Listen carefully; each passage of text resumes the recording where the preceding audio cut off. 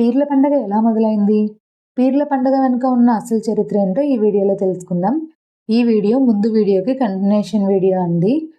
అసలు పీర్ అంటే ఇస్లాం సంప్రదాయంలో ఒక పవిత్ర వ్యక్తి లేదా గురువు అని అర్థం.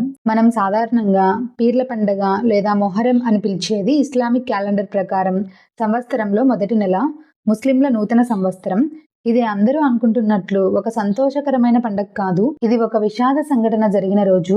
మన ప్రాంతాల్లో కనిపించే పీర్లు అనేవి రంగురంగుల వస్త్రాలు, వెండి లేదా లోహ అలంకరణలతో తయారు చేసిన ప్రతీకలు. కర్బలా యుద్ధంలో వీర మరణం పొందిన మహనీయుల జ్ఞాపకార్థంగా ఏర్పాటు చేసిన ఈ ప్రతీకలనే పీర్లు అని పిలుస్తారు.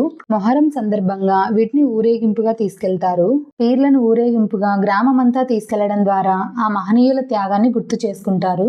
ప్రజలు వాటి ముందు ప్రార్థనలు చేస్తారు, మొక్కులు కోరుకుంటారు, తమ కుటుంబం కోసం ప్రార్థిస్తారు. పీర్ల పండుగలో మనం ఎక్కువగా చూసేది గుండం. గుండం అంటే కట్టెలను కాల్చి అందులో ఏర్పడిన ఎర్రటి నిప్పు బొగ్గులను పరిచి తయారు చేసిన అగ్నిగుండం. భక్తులు ఈ అగ్నిగుండంపై చెప్పులు లేకుండా నడుస్తారు.